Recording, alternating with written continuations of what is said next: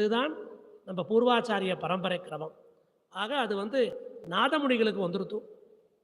பார்த்தாரு நாதமுனிகள் இந்த ரகசியத்திரயத்தையே முக்கியமாக வச்சுண்டு இந்த நாலாயிரத்தை தொகுத்துடலாமே, இதுதான் நமக்கு முக்கியமாக இருக்குது, பரம ரகசியமாக இருக்கேன்னு சொல்லி திருப்பல்லாண்டிலேருந்து ஆரம்பித்து அமரநாதி வரைக்கும், அமரநாதி பிரான் வரைக்கும் ஓம் பிரணவார்த்தம் அதில் சொல்லியிருக்கு.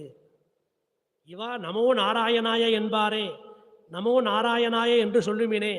ஆழ்வார்கள், பொய்கை ஆழ்வார் தொடங்கி திருமங்கை ஆழ்வார் வரைக்கும் எல்லாருமே நமோ நாராயணான்னு தான் சொல்லியிருக்கா. ஓம்னு பிரணவார்த்தத்தை யாரும் சொல்லலை. ஏன்னு கேட்டால் இந்த ஆழ்வார்கள்லாம் இருந்தமிழ் நூற்புலவர்கள். அவர்கள் இதை பாட வந்தவர்கள். நாம் ஓம்னு பிரணவத்தை சொல்ல மாட்டோம், பிரணவார்த்தத்தை மறைச்சி சொல்லியிருக்கோம். இதுக்குள்ளே பிரணவார்த்தத்தை எடுத்து சொல்கிறதுக்கு இந்த மாதிரி ஆச்சாரியர்கள் வருவா. வேதத்துக்கு ஓம் என்னது போல் உள்ளதுக்கெல்லாம் சுருக்காய் தான் மங்களமாதலான்னு சொல்லி மணவாள மாமுனி, நாதமுனிகள் தொடங்கி மாமுனி வரைக்கும், அதற்கு பிற்பட்ட அஸ்மத ஆச்சாரியன் வரைக்கும் பிரணவார்த்தத்தை அவர்கள் சொல்லுவார்கள். நமக்கு பிரணவத்தில் அதிகாரம் இல்லை, அந்த அர்த்தத்தை மறைச்சி சொல்கிறோம். நமோ நாராயணன்னு நாம வைபவம் சொல்ல வந்திருக்கோம் நாம.